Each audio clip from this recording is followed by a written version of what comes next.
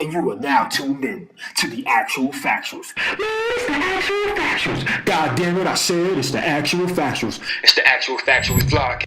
And welcome back to the Actual Factualz. I am your co-host. My name is Josh Moody. It is the handsome one, the dancing one, the prancing one, the shancing one. You gotta say it twice. It's always better when you say it twice. What's going on, everybody? I know y'all used to seeing me in the kitchen chopping it up with Schmoo, You hear me? but it is your co-host, Chef Spurdo, Spurdo. However you want to spin it up. You hear me? It's about to get at that shaction. You already know, good brother. Shout out to you, my good brother, all this traveling I know you've been doing. We appreciate you for coming to handle his studio first, because it's our studio, the squeeze, that spooty. I'm sorry, we getting a little out of sprocket. Yeah. This is the Shactual. This is the Shactual. You got to go in the kitchen to get steam. Right, like I said, to get the strapping it up. But nonetheless, we back, good brother. And we talking NBA. Summer League just wrapped up. A lot of impressive young rookies. Yep. Once again, guys, if you've been watching the Actual Factualz, I've been saying since last year's draft class that this was going to be another loaded NBA draft class. For sure. And once again, we have another loaded NBA draft class. I want to accredit that once again to new technology and the fact of these young guys have the opportunity to watch what these NBA players are doing. We talk about this all the time. All the time, yep. Athletes are becoming bigger, faster, stronger, smarter. So this is, the result of that. These young guys are coming in at 18, 19 years old with some super skilled type of, talent, and we'll develop it to some nice young players. But nonetheless, their time will come. Okay? We're talking to guys who are established. Right, exactly. Right. Who are ready right now and ready to take the throne. Yeah, for sure. Speaking of the throne, LBJ, LA Slaker. LA Lakers. Yep. Shout out to you, good brother. I think that's a great move. A lot of people, they thinking, it's because of the family move. They still chastising his portraits and stuff in LA. I think it's kind of crazy, to be honest. That's corny. I think especially a city that's embraced so many superstars. In the Staples Center, you got the best basketball player in the world. What's your deal? He's on your team. If he came to Philly, I hate to say it. I love to say it, but I know he's in LA now. But if he were a Philadelphia 76ers, what? There'd be billboards all up and down 95, 76, the Blue Route, whatever you name it. You know what I'm saying? I just don't understand you not embracing. You having the opportunity to have the best basketball player in the world for 4 years. And you have a legitimate reason, bro. A legitimate gripe to become a fan of him. Like, there's no other, you know what I'm trying to say? He's on your team. The LA fan base has added a third of basketball fans because of the fact that people just follow LeBron James wherever he wants to go. So just embrace the man. The man is a supreme talent, guys. Like, grow up. I'm sorry. Once in a lifetime. But nonetheless, so now that LeBron's left, there will be a new king of the East. Yep. Okay? Yep. We know about the Kawhi trade. So we're going to start with the Atlantic Division. Okay? Because we got, I think, the top 2-3 teams in the East on paper right now. Agreed. Are in the Atlantic Division. Yep. So we're talking Toronto Raptors. Yep. We are talking the Boston Celtics. Yep. We are talking the Philadelphia 76ers. And my hometown team, the Knicks. We'll get to them last. I think you guys know why we're going to get to them last. But nonetheless, we're going to start with Toronto.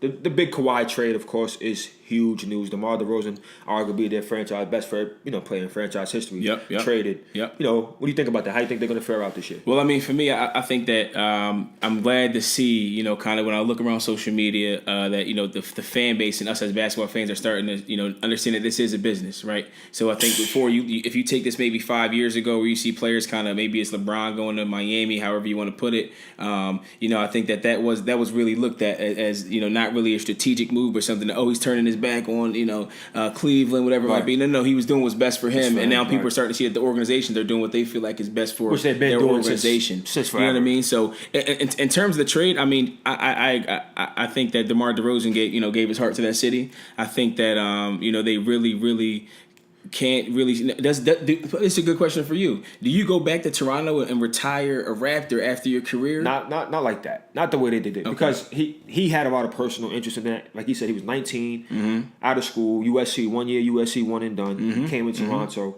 He didn't even field no other offers from any other teams in his free agency. And he signed with you guys. He wanted to die a Raptor. Literally wanted to die a Raptor. Yeah. And that tells you, like, you get mad, and we get mad at these guys. I'm one of them. I because I'm a competitor. I want to see guys compete. But at the end, I was chasing my dream at one point, and I know what it would have been about to be about my bread, because they don't care. You know what I'm saying? Because once you're done, guys, guess what? You're done. I'm gonna tell you right now, they send you on your way. I'm gonna holler at you. Out of here, man. Get your ass out of here. You're dead, but nonetheless, you're dead, Mom. You're dead, Mom.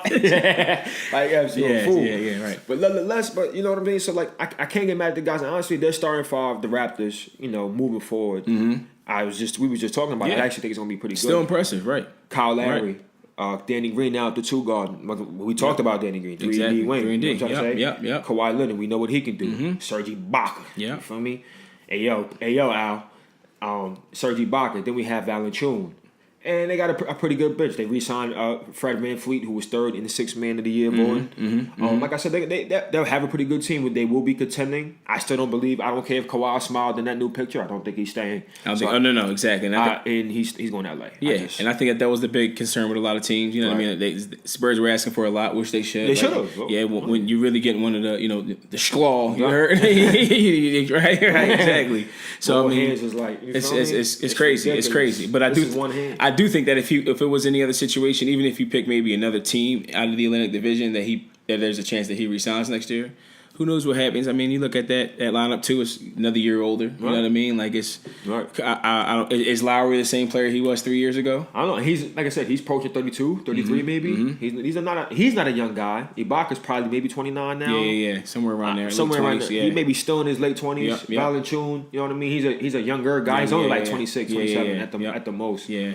We'll see if he takes that next step. Yeah. But I want to transition into speaking about the number 2 team. I actually think the number 1 team in the East that will be the number 1 team in the East this year, the Boston Celtics. I hate to say this. We went to school in New England. You're from you live up there. Tell people real quick about the Boston fans. I already know how you know how they rock. Yeah. The Boston fans. I mean, I'm not a fan. You know what I mean? I was the only Sixers fan in my section. Game 2 in the playoffs this year. I mean, they got regardless of how I feel about the fan base, I think they do have a great team. I think that they have one of the best, if not the best, up-and-coming young team in terms of a young core of talent. You bring the 2 superstars back. I mean, I think they're super dangerous right now. Knowing the Celtics organization, maybe Ainge feels like he wants to move somebody. Everyone's looking at the Smart deal, kind of the way that people look at some Belichick deals, right? Where they're like, hold on, it's the head scratcher. You don't really know what's going on. Who knows what's really in the works? But I think regardless of whichever way you put it, I would probably say that they're the team to beat. They are the team to beat, and honestly, like just like you said, like that was interesting to me because Marcus Smart clearly could have got more money elsewhere, like with the Nets, who he was filling off for, but that would have been a bad career move, I think, on his part. Yeah. I agree. And I think he was smart by staying with them because even if he could still be trade bait moving forward down the line, you know what I'm trying to say? There could be some teams who will give up a lot to get him. Mm-hmm. So like. But honestly, I think that was a move of, like you said, you mentioned the Patriots and Bill Belichick. Brad Stevens, we're very high on Brad Stevens over here. Mm-hmm. The guy is amazing at putting guys in positions to do well. Young Popovich, if you guys pay attention, I've been saying that. However, I'm saying with that move, I think they really believe, kind of like running back by committee. Yep. I can get that Kyrie production. Yeah. Out of these Roziers, out of these Smarts, and possibly another guy who they're possibly going to find in the draft. Right. They're good at finding talent. Exactly. I'm saying that to say because I really think Kyrie is not going to stay there. I think this is probably his last year in Boston. And I have to agree with you. I think that last year really proved to everyone in the NBA that they could win without Kyrie. Right. Or Gordon Hayward, if you really want to look at it like that. And he still never had his own choice, and I think that's a lot of the times these guys want that experience. I never got to choose where I want. And I don't know how it compares to football and how it compares to hockey, whatever it might be across the all major sports. But I know when you really look at it, major players, if you're really a player that's been in this league and has put time in this league, you really only hit free agency once or twice. Right. So it's either you're going to. That's actually a blessing. That's a blessing. Yeah, so really football is usually once. So if you do hit free agency, it's usually do I make that career move to make sure my family's set for the rest of my life, and I don't have to worry about the money, or do I make the move that's smarter for me for the here for the now in terms of me getting the hardware, being able to experience winning, whatever it might be. Absolutely. So I think it'll be interesting to see what happens. Like I said, either way, I think the Boston Celtics are in great spot. Mm-hmm. Like I said, even if Golden State does this another 3-4 years of domination, you know what I mean? Mm-hmm. They'll still be 25, 26 for the most part. You know what I'm trying to say? Still young. Still young, not even, just scratching the surface of their prime at that point. So, they're in a great position, great organization. Young Tatum, young Brown. Tatum clearly, we'll see. Can't say people's predicting All-Star. I think that's going to be very hard because I think so too. Kyrie, Gordon Hayward is coming back. Like it's going to be a lot. That's a lot of basketball to go around. Yep. You know what I'm saying? Yep. Luckily, they do play a lot of team basketball, but Kyrie's going to have the ball in his hand more than anybody. He's a point guard. Agreed. You can't. Agreed. You can't. There's nothing you can do about that. The man's going to have the ball, And as he should. As he should. Honestly, Tatum, I think, can develop. And honestly, I think that's why Kyrie's not going to stay. That won't be his team. Kyrie wanted his own team, guys. He wanted his own team. That's why he left. He wouldn't have left the best player in the world. You know what I'm trying to say? Right. I asked for that. So, like I said, that's going to be interesting. I'm very high on Brown. Huge fan of his. Love his demeanor. Yep, me too. You know what I mean? Love his. Even Tatum. He's a dog on the court. Yeah, you know what I mean? Yeah, exactly. I think it all just kind of waterfalls into what we're saying. Is just that they've been knocking them out the park when it comes to those those lottery picks these past few years. And then you look at it too, right? Even that pick that the Sixers traded them last year to move up to get Fultz. That pick is if it's not the number 1 overall, then it goes to them. So let's say it's a 2 or 3, they can grab a great big man. That's the young big man right there to complete the core. It's crazy. That's what they've been missing. It's crazy. But so otherwise, we're going to transition. Speaking of the Sixers, though, we want to transition. I think they're the number 3 team in terms of power rankings right now. Honestly, I'm gonna say they're 2 in my heart. I think Boston, Philly, then Toronto in my eyes at this very point in time. But nonetheless, I want to transition. You mentioned the Sixers. First of all, this guy's a Sixers fan. Sixers, let's go. Tell me your expectations for your guys this year, and what do you like about their offseason, what they've done so far. You may want to put the selfie cam on for this. I think this is. We're on selfie cam for these Sixers right now. You feel me? My expectations for these Sixers is I think that everybody should have high expectations, right? We won 50 games last year, and we don't have Embiid play, game in and game out until somewhere around halfway midpoint of the season. I think that when you look at everything, we made some great moves. If we can make this move to get a JJ Redick, get another shooter. I'm sorry, not a JJ Redick, Kyle Korver to go along with JJ Redick. Now you got 2 shooters to play along with the Ben Simmons, who we know what he's capable of, and Embiid, who's a top 10 player in the NBA. I don't think anybody can argue that at this point. And I think that is he the best player in the East?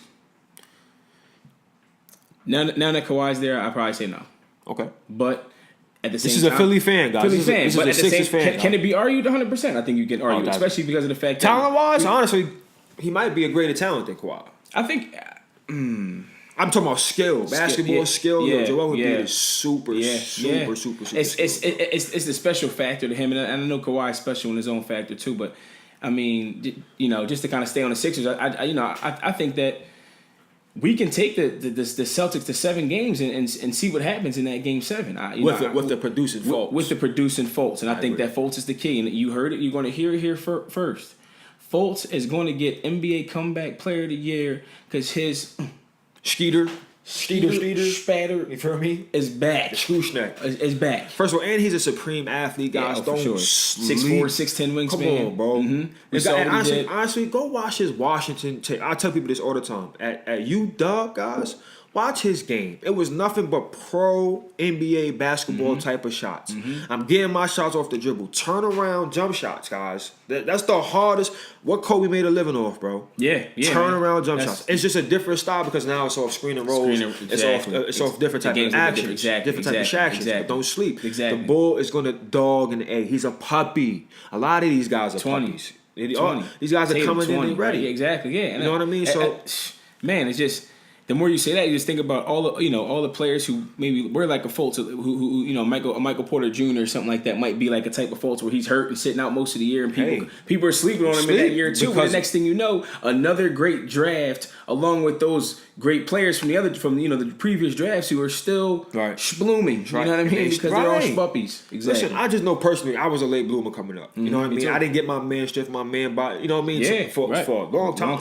For a long time, bro. Exactly. I didn't catch it. You know what I'm saying? My body. I finally caught up my body. Yep. Actually, a lot even more after college. Yeah, me too, bro. You know what I'm saying? Me too. Right. So me too. And honestly, that comes from bad habits that we probably had. Exactly.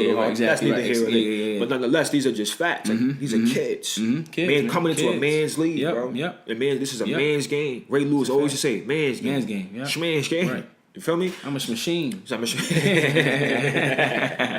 Nonetheless, one of the goats. You feel me? Right. But nonetheless, bro, brother, we can go ahead and turn that off now. For sure. But because we're gonna transition back into and honestly, we just gotta talk about Ben Simmons real quick because clearly a supreme talent. Guys. We were just talking. If he gets a jump shot, we're talking about maybe averaging easily 25 to 30 points a game. We're close to damn near triple-double. Yeah, agreed. Because that opens everything else up. That opens everything else up for him. They already play him 5 feet off of the ball. He still gets to the basket at will. Like, it's nothing you can do. He got a bunch of hook shots that he can drop. You know what I mean? He handles the ball. Left and he's hand, a right hand. very, very good defender. He's a great defender. Oh, my God. People sleep on his defense. His feet are stupid. Yes.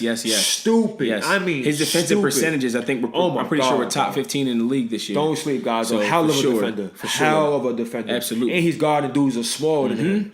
So you talking about somebody that can legitimately guard 1 through 5 because he's 6'10", and he's strong, bro. He's an ox. Right. He's an ox. Right. Athletic ox. Right. You talking about like elite athleticism, elite ball handling capabilities, and is literally a jump shot away from taking over the NBA. Absolutely taking over the NBA. Taking over. So we're gonna transition it last but not least into the New York Knickerbockers. You feel me? Tape.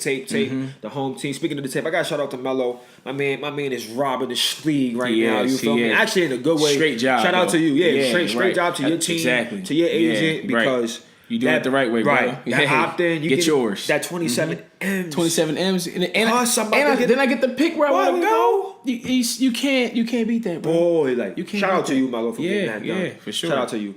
But nonetheless, we talking the tape. I want to, recap the summer league.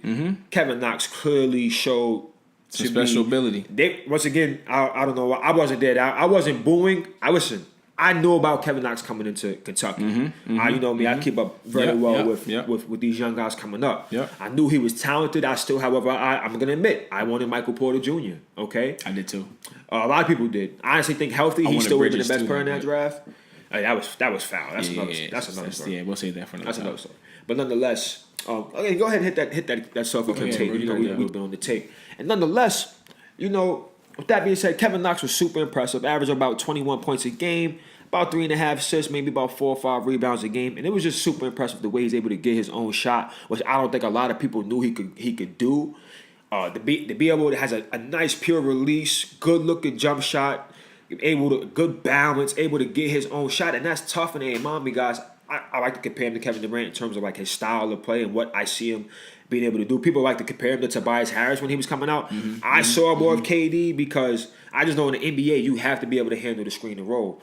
What you saw in Kentucky, he was doing for his team to win. It wasn't necessarily the strengths of his game. If that makes sense, people. If y'all here with me, so you was able to see him handle the ball a lot more, get to the basket the way he was able to weave, change directions on the shot, and that's tough because he's 6'10". It is, and you know what it is too. I think that a lot of people can't appreciate it because they're so stuck on the numbers. Right, they want to see these kids come in and average great, Anthony Davis averaged maybe percentages. 10 points in like 10 balls in Kentucky with number one. And first year was averaging like 22 and 12. Yep. It's sometimes hard for people to evaluate the talent before it blossoms into being an NBA superstar. I just think if you don't know, you don't know. You know what I'm trying to say? That's usually the general population. If you haven't been, you know what I'm trying to say? Exposed to real sports or been there or know what it's like. You know what I'm saying? In college, that's what makes people the experts, right? Because they're able to see talent, like, oh, I know this will translate to the NBA. Talent, and do a lot more. Porzingis, right? Speaking of Knicks tape, average. I know you're happy about him now too, because once again we booed him as well. So nonetheless, like I said, and those things, I think the steal of the draft was Mitchell Robinson.